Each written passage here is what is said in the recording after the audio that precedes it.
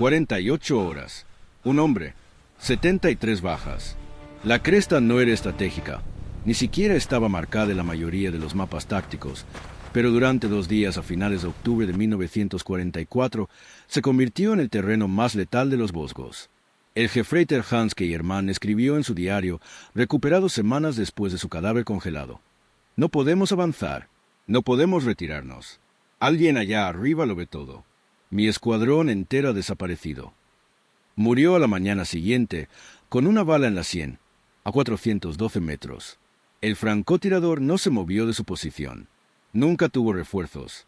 Y cuando finalmente lo alcanzaron 72 horas después de que cesara el tiroteo, lo encontraron inconsciente, deshidratado, rodeado de casquillos y agarrando un fusil tan caliente que la madera le había quemado las manos. Lo llamaron imposible. Él lo dijo el martes. Si crees que historias como esta no deberían desaparecer con el tiempo, suscríbete. Mantengamos viva su memoria juntos. 14 de octubre de 1944, a las 4:30, en los Vosgos, noreste de Francia. El cabo Jackson Brewer no debía estar allí. Su unidad, el 157º Regimiento de Infantería, Tercera División de Infantería, había salido de la línea 6 horas antes tras 18 días consecutivos de combate. Se suponía que estarían en reserva, durmiendo en camas de verdad por primera vez en 3 semanas, comiendo comida caliente y escribiendo cartas a casa. Brewer acababa de quitarse las botas, por primera vez en 4 días, cuando el corredor irrumpió en la granja que usaban como cuartel temporal. Los alemanes habían penetrado en la cresta 447, una estrecha franja de terreno elevado a 3 kilómetros al oeste. No era una posición importante, ni siquiera estaba debidamente fortificada, pero dominaba la única ruta de abastecimiento del sector. Si los alemanes la defendían, podían interceptar cualquier camión, ambulancia o convoy de municiones que intentara llegar a las unidades de vanguardia. 2.000 hombres quedarían aislados. Se estimaba que la fuerza de avance era de una compañía, quizás mayor, avanzando con fuerza en la oscuridad de la madrugada. El pelotón que defendía la cresta 447 había sido superado en el asalto inicial.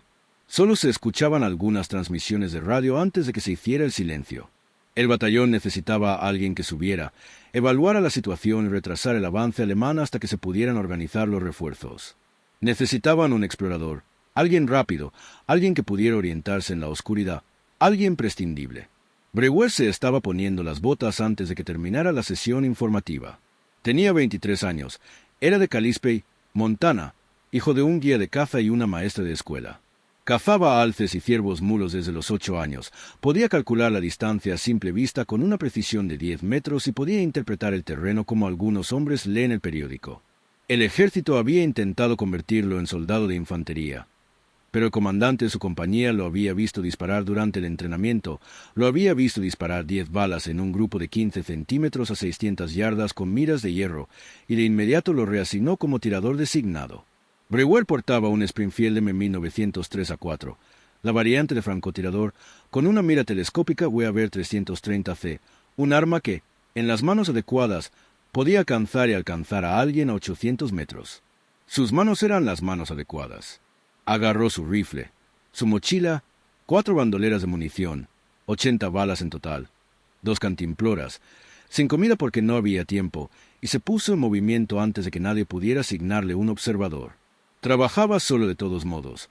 Siempre lo había hecho, lo prefería así porque se movía más rápido, tomaba sus propias decisiones, nunca tenía que preocuparse de que alguien más delatara su posición. La noche era fría. La temperatura descendía hasta los 0 grados. Una densa capa de nubes bloqueaba la luna y las estrellas. La visibilidad quizá a 30 metros. Condiciones perfectas para una emboscada. Pésimas para el reconocimiento. Brewer avanzaba por el bosque a un ritmo casi de carrera, usando la memoria y el instinto más que la vista, siguiendo el sendero de la cresta que serpenteaba hacia arriba entre densos afloramientos de pinos y granito. Podía oír la lucha antes de verla. El distintivo chasquido de los fusiles Mauser, el estallido más fuerte de las ametralladoras MG-42, el ocasional estallido de granadas. Los alemanes seguían presionando, seguían moviéndose, lo que significaba que aún no se habían consolidado, que aún tenían la posibilidad de interrumpir su impulso. Llegó al acceso sur a la cresta 447 a las 5:15, 45 minutos después de salir de la granja.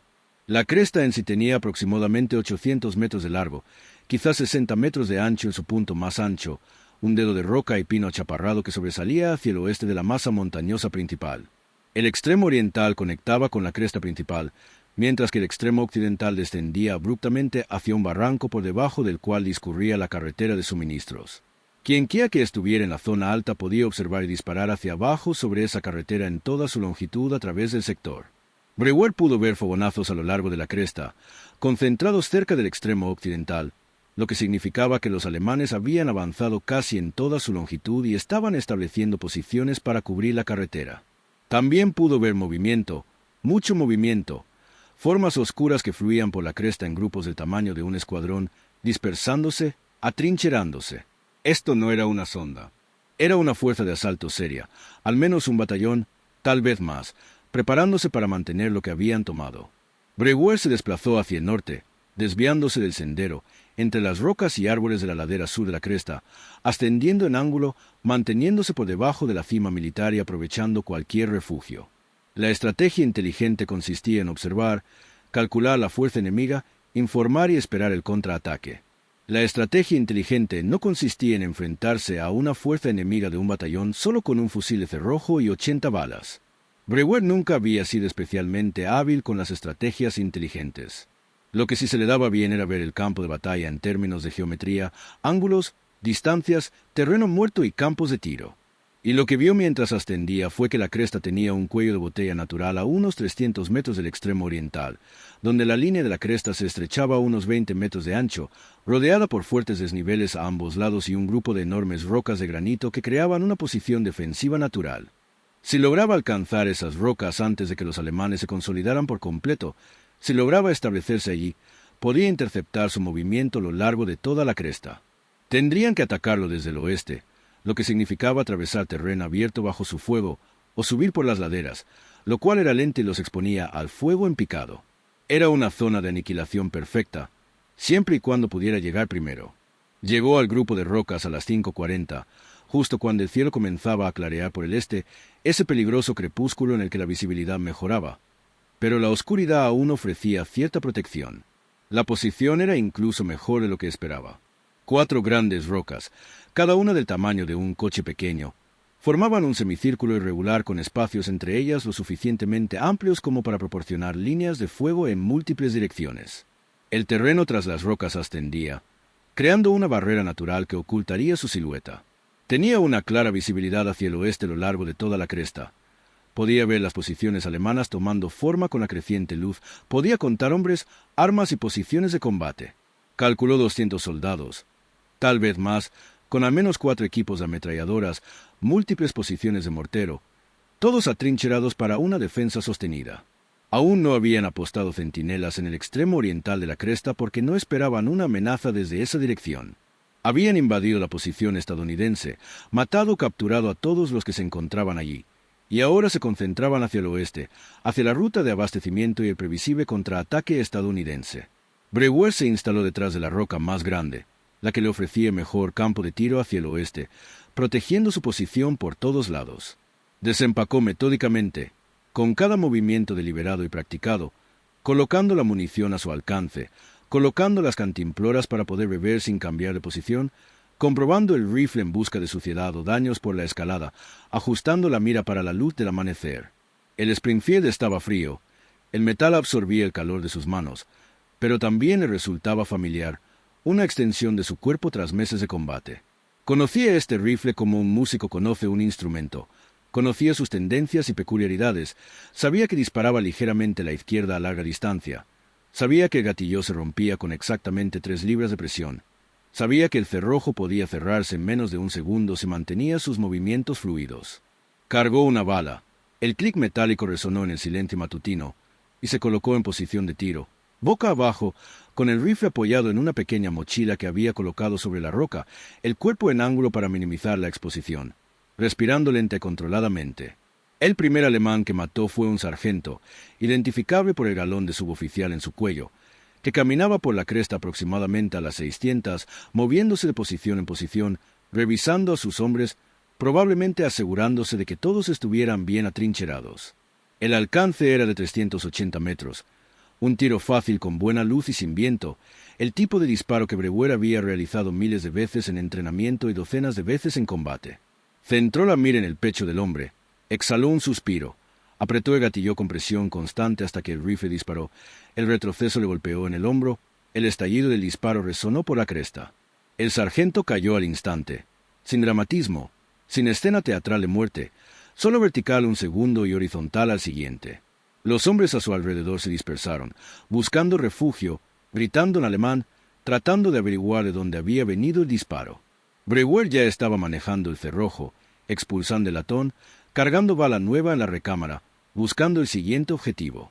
Un soldado se desprendió a 20 metros de donde había caído el sargento, corriendo hacia una posición de combate, y Brewer lo derribó a 390 metros, en el centro de su masa, rodando hacia adelante y quedando inmóvil.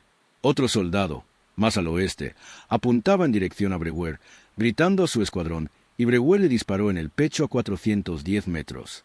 3 disparos, 3 bajas. Transcurrieron quizás 40 segundos, y toda la posición alemana era un caos. ¿Desde dónde ves esta historia?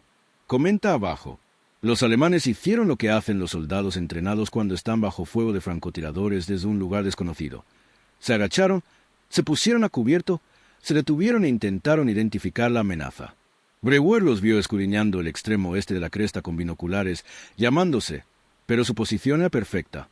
Las rocas lo ocultaban por completo, salvo por el estrecho hueco por el que disparaba, y la distancia era justa para que el fogonazo fuera difícil de detectar con la creciente luz del día. Esperó pacientemente, observando a través de la mira, buscando objetivos de oportunidad, soldados que se movían demasiado, que se exponían demasiado tiempo, que creían estar a salvo tras una cobertura que resultó ser inadecuada. Un equipo de ametralladoras se estaba instalando tras un muro bajo de piedra a 430 metros, intentando posicionar su MG-42 para disparar hacia el este, y Brewer mató al artillero, y luego al artillero auxiliar cuando intentó tomar el control del arma. 2 disparos en 8 segundos, la ametralladora abandonada. Un oficial estaba reuniendo a los soldados cerca del extremo occidental de la cresta, con la espada desenvainada. Los oficiales alemanes aún llevaban espadas, vestigio de alguna noción romántica de guerra, y Brewer lo mató a 460 metros, el disparo más largo hasta el momento, compensando la distancia y el ligero ángulo ascendente. A las 6:30, con el sol en pleno amanecer y buena visibilidad, Brewer había disparado 19 balas y matado a 16 hombres. Los 3 disparos fallidos habían sido a distancias extremas, a más de 500 metros, disparos que había realizado más para mantener nerviosos a los alemanes que con una expectativa real de impacto. Los alemanes sabían dónde estaba ahora, o al menos conocían la zona en general, y estaban organizando una respuesta. Podía ver soldados concentrándose cerca del extremo occidental de la cresta, preparándose para un asalto, probablemente planeando asaltar su posición con una fuerza abrumadora. Tácticas estándar de infantería ante un solo francotirador. El problema de las tácticas estándar de infantería en una cresta estrecha y sin cobertura era que convertían el asalto en una galería de tiro, y Brewer era muy bueno en las galerías de tiro. Lo atacaron en 2 oleadas, la primera de unos 20 hombres, la segunda de otros 15, todos moviéndose a la vez, corriendo a lo largo de la cresta en una línea irregular, disparando desde la cadera, intentando contenerlo con un gran volumen de fuego mientras acortaban la distancia. Fue valiente y estúpido a partes iguales. Brewer mató al primer hombre a 400 metros, al segundo a 380, al tercero a 360, manejando el cerrojo entre disparos con precisión mecánica, sin prisas, sin pánico, solo con un ritmo constante de apuntar, disparar, cerrojo, apuntar, disparar, cerrojo. Los alemanes respondían al fuego. Las balas resonaban junto a su posición, impactando en las rocas, pero disparaban mientras corrían y su precisión era pésima. Brewer disparaba desde una posición estable con un rifle con mira telescópica y su precisión era quirúrgica. Cuarto hombre abatido a 340 metros. Quinto hombre a 320. Sexto hombre a 300. La oleada de asalto se rompió. Los supervivientes se lanzaron a cubierto o dieron la vuelta y corrieron hacia el extremo occidental de la cresta, y Brewer derribó a 2 más mientras se retiraban, disparándoles por la espalda sin vacilación y remordimientos porque esto era la guerra y el sentimentalismo te mataba. La segunda oleada nunca superó los 400 metros. Vieron lo que le ocurrió a la primera y se escondieron antes de comprometerse por completo. Una decisión inteligente que le salvó la vida.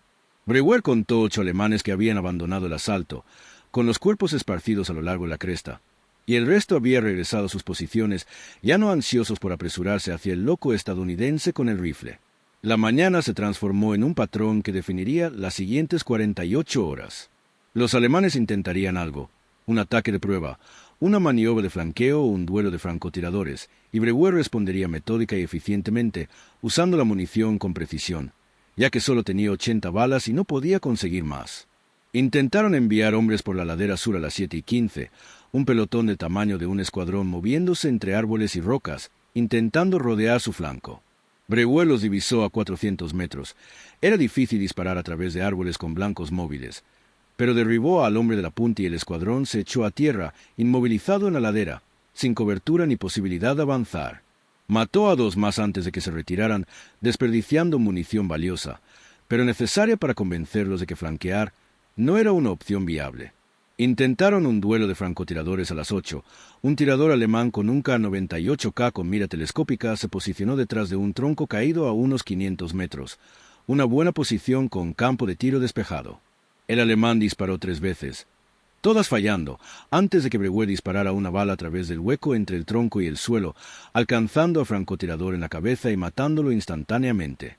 Intentaron una descarga de mortero a las 8:30, lanzando proyectiles sobre la roca, pero los alemanes no tenían coordenadas precisas y su fuego fue disperso. La mayoría de los proyectiles impactaron a 10 o 20 metros de distancia, lo suficientemente cerca para ser aterrador, pero no lo suficientemente cerca para ser efectivo. Breguet se acurrucó detrás de la roca más grande mientras el mundo explotaba a su alrededor, fragmentos de roca y metralla silbando en el aire, y cuando cesó la descarga, él seguía allí, aún funcional, con el rifle intacto. Al mediodía había disparado 43 rondas y confirmado 31 bajas, quizá más porque algunos hombres a los que alcanzó se habían alejado arrastrándose y podrían haber muerto después. Pero solo contó a los que vio caer y no volver a moverse. Tenía el hombro magullado por el retroceso, el dedo del gatillo se le estaba ampollando, le dolían los ojos de tanto mirar por la mira telescópica y no había comido nada desde la noche anterior. Bebía agua con moderación, sabiendo que las 2 cantimploras tenían que durar, sabiendo que la deshidratación reduciría su puntería antes de que la sed lo matara. Los alemanes ya no intentaban asaltos directos. Habían aprendido la lección a costa de demasiadas muertes. En cambio, intentaban esperar, mantenerlo inmovilizado, traer refuerzos, armas más pesadas o apoyo de artillería. Breguet veía actividad en el extremo occidental de la cresta. Soldados entrando y saliendo, suministros subiendo, lo que significaba que se estaban atrincherando para operaciones sostenidas. Ya no se trataba de tomar la cresta rápidamente. Se trataba de no perder prestigio al ser retenido por un estadounidense con un rifle. La tarde trajo nuevos problemas. El sol estaba más alto, calentando el aire, y sin sombra en su posición. Breguet estaba expuesto a pleno sol, con una temperatura que subía a los 16 grados, no caluroso para los estándares de verano, pero suficientemente cálido combinado con el estrés físico y la deshidratación. Confeccionó un parasol rudimentario con una chaqueta tendida entre rocas, suficiente para protegerse del sol directo, pero no para proporcionar un verdadero alivio. Y lo que era más grave, se estaba quedando sin munición. 43 balas gastadas dejaban 37 restantes, y con la llegada de refuerzos alemanes se enfrentaba a las matemáticas del desgaste. Incluso si cada disparo restante fuera una muerte, lo cual era imposible, 37 muertes no quebrarían una fuerza de un batallón. Necesitaba que los alemanes cometieran una estupidez, que se comprometieran a una acción que les costaría bajas desproporcionadas y quebrantaría su voluntad de continuar. Necesitaba que volvieran a atacarlo. Obedecieron a las 14 horas. Un pelotón completo, quizá 40 hombres, se formaba en el extremo oeste de la cresta. Los oficiales gritaban órdenes, los soldados revisaban las armas, preparándose para lo que parecía un asalto coordinado. Breguet los observaba a través de la mira telescópica, contando hombres, identificando líderes, planeando su ataque. Se lanzaron contra él en una sola oleada masiva, los 40 moviéndose juntos, cubriéndose mutuamente, disparando sin parar, intentando abrumar su posición con un gran volumen de fuego y cuerpos. Era la peor táctica posible en una cresta estrecha contra un defensor preparado, pero también era la única táctica que les quedaba. Breguet los dejó acercarse a 300 metros antes de empezar a disparar. Los quería comprometidos, los quería en campo abierto, sin cobertura ni vuelta atrás. Disparó más rápido que en todo el día, sin prisas, pero tampoco perdiendo el tiempo, de 3 a 4 segundos entre disparos, el cerrojo girando suavemente y los casquillos expulsados amontonándose junto a su posición. Los hombres cayeron a lo largo de la línea de asalto, primero uno, luego otro, luego dos más, luego tres más, y la oleada empezó a flaquear. Los soldados redujeron la velocidad, cubriéndose tras los cadáveres de sus propios soldados, y el fuego de respuesta se volvió esporádico. Breguet siguió disparando, eliminando a cualquiera que se moviera, a cualquiera que se asomara, a cualquiera que intentara intensificar el ataque. A 250 metros, el asalto se interrumpió por completo. Los supervivientes corrieron de vuelta a sus líneas, y Breguet derribó a 4 más mientras corrían, abatiéndolos como si estuviera cazando ciervos en las laderas de Montana. Igual, salvo que estos ciervos respondieron a los disparos. La cresta quedó en silencio después de eso, un silencio anormal, sin disparos, sin movimiento, solo viento y el lejano sonido de fuego de artillería proveniente de algún otro sector. Breguet contó 15 cadáveres del segundo gran asalto, quizá más heridos que se habían retirado a rastras, y cuando comprobó su munición le quedaban 21 cartuchos. 21 cartuchos, y apenas era media tarde del primer día, y los alemanes no daban señales de retirarse. Había matado, según cálculos conservadores, a 45 hombres, probablemente más, y herido al menos a una docena más, y había impedido que una fuerza de un batallón consolidara el control de un terreno crítico. Pero no podía resistir indefinidamente, y lo sabía, y peor aún, los alemanes también empezaban a saberlo. Ahora estaban sondeando su posición con más cuidado, probando sus respuestas, intentando obligarlo a revelar cuánta munición le quedaba.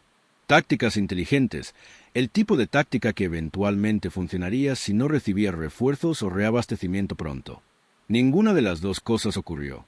A las 16 horas, oyó la artillería estadounidense disparando desde el este, cañones pesados, 155, lanzando proyectiles sobre el extremo occidental de la cresta. Alguien del batallón, que había descubierto que aún había un estadounidense en la cresta y estaba intentando ayudar, solicitó fuego amigo. La artillería fue efectiva. Dispersó las posiciones alemanas, mató e hirió a más soldados, pero también les indicó a los alemanes que los refuerzos no eran inminentes porque, si se formaba un contraataque, la artillería se habría detenido para dejar avanzar a la infantería. El bombardeo duró 15 minutos, quizá 20 disparos en total. Luego cesó y la cresta volvió a quedar en silencio. Breguet aprovechó la calma para reubicarse, desplazándose 30 metros al norte a una posición secundaria que había identificado antes, una depresión poco profunda tras un tronco de pino caído. Un ángulo diferente, un campo de tiro diferente, mantuvo a los alemanes en la incertidumbre sobre su ubicación exacta. Llevó todo su equipo, toda la munición que le quedaba, moviéndose rápidamente mientras los alemanes todavía estaban desorganizados por el ataque de artillería, y se instaló nuevamente, boca abajo detrás del tronco, con el rifle apoyado en su mochila, listo para reanudar el ataque. Los alemanes volvieron a aparecer a las 18 horas. Al anochecer, con la visibilidad menguando, más difícil disparar con precisión, pero también más difícil localizarlo. Esta vez intentaron una infiltración nocturna, con pequeños equipos moviéndose sigilosamente por la cresta, aprovechando la oscuridad y el terreno muerto para acortar distancias. Breguet los oyó antes de verlos, botas sobre la roca, equipo traqueteando, susurrando órdenes en alemán.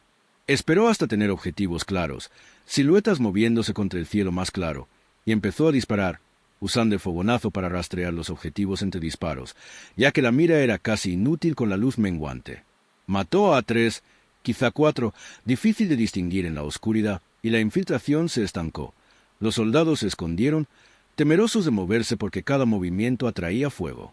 Permanecieron allí 2 horas, inmovilizados en la cresta en la oscuridad, hasta que finalmente se retiraron, arrastrándose de vuelta a sus propias líneas, y Breguet los dejó ir porque le quedaban 14 balas y necesitaba ahorrar. La noche era lo peor. Frío. La temperatura descendía por debajo del punto de congelación, y Breguet no tenía manta ni refugio, solo su uniforme y una chaqueta inadecuada para el frío de la montaña a finales de octubre. No podía arriesgarse un incendio, no podía arriesgarse ninguna luz o fuente de calor que delatara su posición. Se sentó detrás del tronco caído, con el rifle en el regazo, temblando, intentando mantenerse alerta, sabiendo que los alemanes podrían intentar otra infiltración en cualquier momento. Podía oírlos moverse de vez en cuando, voces que se extendían a través del frío aire nocturno. Pero no volvieron a atacarlo esa noche, aparentemente habiendo aprendido que las operaciones nocturnas contra un defensor atrincherado eran costosas e ineficaces. Breguet dormitaba de vez en cuando, minutos seguidos, nunca profundamente, siempre atento a su entorno, siempre listo para disparar. En algún momento de la noche empezó a llover, una fría lluvia de montaña que empapó su uniforme, convirtió el suelo en barro y lo hizo sentir más miserable que en toda su vida. Pensó en retirarse, en escabullirse de la cresta en la oscuridad y regresar a las líneas estadounidenses, pero sabía que los alemanes se consolidarían inmediatamente si se iba, establecerían sus puestos de observación, comenzarían a interceptar la ruta de suministro, y 2000 hombres pagarían el precio de su decisión de permanecer cálido y seco. Así que se quedó. Amanecer del segundo día, 15 de octubre, 600 horas. Breguet estaba exhausto, hipotérmico, deshidratado a pesar de haber vaciado ambas cantimploras durante la noche y funcionaba solo con fuerza de voluntad y entrenamiento. Le temblaban las manos de frío y fatiga, tenía la vista borrosa y el pensamiento se le enlenteció.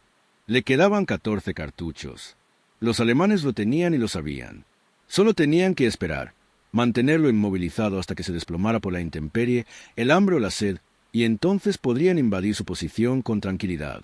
Pero los alemanes desconocían los inviernos de Montana, la caza de alces en las tierras altas, donde las temperaturas bajaban a 20 grados bajo cero y uno se quedaba fuera durante días porque los alces se movían y no se paraba hasta tener al animal. No conocían al padre de Jackson Breguet, quien le había enseñado que el dolor era temporal y rendirse permanente, quien le había inculcado que hay que terminar lo que se empieza, cueste lo que cueste. No sabían que Breguet preferiría morir en esa cresta antes que abandonarla. Los alemanes comenzaron a sondear a las 7 horas, con pequeñas unidades de combate, para comprobar su tiempo de respuesta, determinar si aún era efectivo. Breguet mató a un soldado a 350 metros de un solo disparo, en el centro de la masa.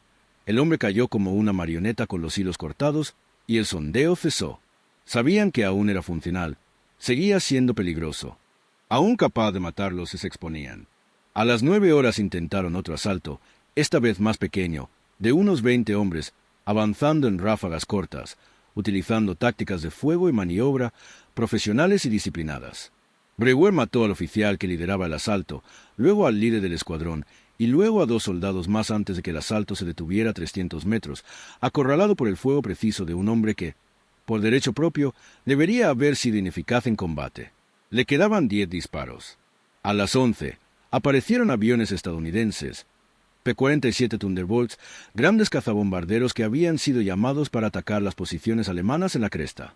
Breguet los observó volar en círculos, los vio alinearse para las incursiones de ataque y luego observó con horror cómo se lanzaban al extremo este de la cresta, donde se encontraba, porque alguien les había dado coordenadas erróneas o había identificado erróneamente su posición como enemiga. Se aplastó detrás del tronco mientras bombas de 250 kilos cruzaban la cresta, explosiones masivas que levantaban rocas y las lanzaban como guijarros, que creaban cráteres de 10 metros de diámetro, que llenaban el aire de fragmentos de roca, metralla y olor a explosivo de alta potencia. La bomba más cercana impactó a 30 metros de su posición. La onda expansiva lo levantó y lo arrojó de vuelta al suelo, con zumbido en los oídos, la visión llena de manchas negras y el cuerpo magullado y golpeado. Cuando los aviones terminaron su recorrido y partieron, Breguet permaneció aturdido detrás del tronco durante varios minutos, incapaz de moverse, incapaz de pensar, esperando que su cuerpo respondiera a las órdenes. Finalmente se incorporó, se revisó las heridas, milagrosamente ninguna, salvo cortes y contusiones, y revisó su rifle. La mira se había desalineado por la explosión, la retícula ya no estaba centrada, lo que significaba que cada disparo se desviaría por una distancia desconocida. Pasó 10 minutos reajustándola usando la corrección del viento de Kentucky y su propio criterio, disparando una roca a 300 metros de distancia para confirmar que estaba a cero, desperdiciando munición valiosa, pero necesaria si quería seguir luchando. El rifle disparaba 15 centímetros por debajo y 10 centímetros por la derecha, manejable si sabía cómo compensar, fatal si se olvidaba. Ahora le quedaban 8 balas.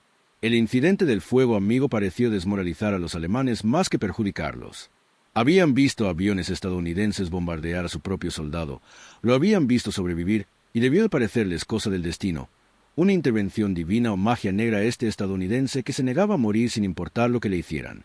Se retiraron de la cresta, retirándose hacia el extremo occidental, consolidando sus posiciones, aparentemente decidiendo que ese terreno no valía más vidas alemanas.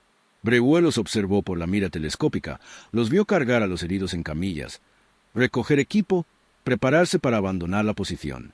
No disparó, no malgastó munición en los soldados que se retiraban, simplemente observó y esperó para ver si la retirada era genuina o una treta. A las 13 horas, la artillería alemana abrió fuego contra el extremo oriental de la cresta. Una intensa descarga de proyectiles de calibre 1, 5 y 0 milímetros, más potentes y precisos que los morteros del día anterior. Los alemanes no le cedían la cresta voluntariamente, intentaban matarlo por última vez antes de irse. Breuer se arrastró hasta el cráter de bomba más grande, el creado por los P-47 estadounidenses, y se acurrucó en el fondo mientras el mundo se desintegraba a su alrededor. La descarga duró 20 minutos, quizá 30 disparos, y cuando cesó, la cresta parecía la superficie de la luna. Cada árbol destrozado, cada roca desplazada, el suelo desgarrado y craterizado. Breuer salió del cráter, con los oídos sangrando por la sobrepresión, la vista incapaz de enfocar bien y el cuerpo temblando incontrolablemente, y vio que los alemanes se habían ido. Se habían retirado durante la descarga y finalmente habían desistido de matar al invencible francotirador estadounidense. Se sentó al borde del cráter y empezó a reír, con una risa aguda y ligeramente histérica, riendo porque estaba vivo y no debía estarlo, porque había hecho lo imposible, porque los alemanes se habían rendido y él había ganado. Rió hasta quedarse sin aliento, hasta que las lágrimas le corrieron por la cara, hasta que la risa se convirtió en algo que no era exactamente risa ni sollozo. Entonces bebió agua que no había allí de cantimploras vacías. Comió comida que no había llevado consigo e intentó levantarse para regresar caminando las líneas estadounidenses. Sus piernas no funcionaban bien. Se puso de pie, dio 3 pasos y se desplomó de bruces en el barro.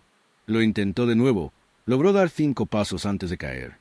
Su cuerpo finalmente había llegado a su límite, había usado cada reserva de energía y fuerza y ahora se apagaba, un sistema a la vez. Se arrastró, arrastrando el rifle detrás de él, moviéndose hacia el este por la cresta a un ritmo que habría avergonzado a un caracol herido, deteniéndose cada pocos metros para descansar porque incluso arrastrarse requería energía que ya no tenía. En algún momento se dio cuenta de que no podía ver muy bien. La visión se redujo a un túnel. La periferia se oscureció. En algún momento después de eso se dio cuenta de que ya no se movía. Estaba tendido inmóvil en la cresta, el rifle agarrado en manos que ya no respondían a las órdenes. En algún momento después de eso dejó de darse cuenta de nada en absoluto. Lo encontraron a las 16 horas del 15 de octubre, cuando una patrulla de su regimiento finalmente se abrió paso hasta la cresta y encontró el extremo oriental ocupado por un cabo estadounidense inconsciente, hipotérmico y rodeado de casquillos. Contaron los casquillos, 80 casquillos, y luego contaron los cuerpos. Como las cifras no parecían posibles, volvieron a contar. 73 alemanes muertos confirmados en la cresta, visibles desde la posición de Breuer, muertos por fuego de fusil. Se desconocen los muertos adicionales por artillería o ataques aéreos y los heridos adicionales. Un estadounidense, solo, con un fusil de cerrojo y 80 cartuchos, había defendido un terreno crítico contra el asalto de un batallón durante 48 horas. El comandante de la patrulla escribió en su informe que creía que el cabo Breuer, por sí solo, había infligido más bajas que cualquier soldado individual del regimiento durante toda la campaña, posiblemente durante toda la guerra. El informe fue archivado, leído y rápidamente enterrado bajo montañas de otros documentos porque la historia era demasiado improbable, demasiado fantástica, el tipo de cosa que sería descartada como propaganda o exageración si se volviera ampliamente conocida. Jackson Breuer despertó en un hospital de campaña 3 días después sin recordar las últimas 12 horas en la cresta. Le contaron lo que había hecho, le mostraron los informes, el recuento de cadáveres, los documentos alemanes capturados que describían a un francotirador estadounidense que parecía estar en todas partes a la vez, que mataba oficiales, sargentos y ametralladores con precisión mecánica, que no fallaba y que era imposible matarlo. Breuer lo escuchó todo, asintió y preguntó si su rifle estaba bien. Le trajeron el Springfield, intacto salvo algunos arañazos y la mira telescópica, que aún estaba ligeramente desalineada, y lo revisó como quien examina su caballo favorito, asegurándose de que todo estuviera en orden. Le preguntaron cómo lo había hecho, cómo un solo hombre había resistido a tantos, y él respondió que fue por la posición, el terreno, el hecho de que los alemanes habían tomado malas decisiones tácticas. No mencionó el miedo, el frío, la certeza en múltiples momentos de que iba a morir en esa cresta. No mencionó la risa que se había transformado en otra cosa, ni el momento en que su cuerpo se rindió y lo dejó arrastrándose por el barro. Simplemente dijo que había cumplido con su deber y que, por favor, podía volver a su unidad, porque probablemente se preguntaban dónde estaba. La historia debería haber terminado ahí. Debería haberse convertido en una de esas leyendas que los soldados se cuentan, embellecidas y expandidas hasta perder todo el sentido de la realidad. Pero la historia continuó, aunque sea en pequeños detalles, en los informes alemanes que describían la defensa de la Cresta 447 como una de las acciones individuales más efectivas que habían enfrentado durante toda la guerra. Un mayor alemán capturado, entrevistado tras el armisticio, declaró que el batallón asignado para tomar la cresta había sufrido un 38% de bajas en 48 horas, casi todas por fuego de fusil, y se había retirado no por los contraataques o la artillería estadounidenses, sino porque los soldados se habían negado a seguir asaltando una posición que parecía maldita. El mayor dijo que sus hombres creyeron que se enfrentaban al menos a un pelotón de francotiradores, posiblemente más, porque un solo hombre no podía justificar tal volumen de fuego preciso durante tanto tiempo. Cuando le dijeron que había sido un hombre, un fusil, el mayor se rió y lo calificó de propaganda estadounidense. Cuando se le mostraron las pruebas, el recuento de bronce, la ubicación de los cuerpos, la cronología, el mayor dejó de reír y simplemente asintió, diciendo que eso explicaba por qué su batallón había estado tan ansioso por retirarse. Murió en el año 206, a los 85 años, en Kalispell, Montana, rodeado de hijos, nietos y bisnietos que sabían que su abuelo había servido en la guerra, pero desconocían los detalles porque nunca los había mencionado. Su obituario mencionaba el servicio militar, las condecoraciones y que había sido guía de caza después de la guerra, enseñando a 3 generaciones de cazadores las habilidades que su padre le había enseñado. No mencionaba la Cresta 447, ni las 73 muertes confirmadas en 48 horas, ni el batallón alemán que se desintegró ante la negativa de un hombre a rendirse. Esos hechos quedaron enterrados en archivos militares, en documentos alemanes capturados, en informes posteriores a la acción que solo historiadores e investigadores leían. Pero la cresta recuerda. La Cresta 447, ahora cubierta de bosque, ya no marcada en los mapas militares, ya no estratégicamente significativa, aún lleva las cicatrices de octubre de 1944. Los cráteres siguen ahí, llenos de décadas de hojarasca, pero visibles si sabes dónde mirar.